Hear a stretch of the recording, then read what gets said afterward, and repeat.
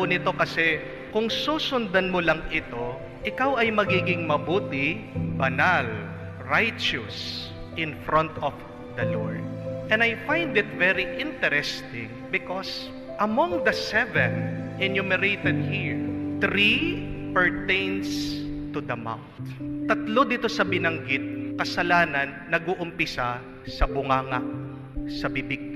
1 is a lying tongue, isang dilang nagsisinungaling. The second is a dishonest witness that spit lies, nagsasalita ng hindi totoo laban sa iba.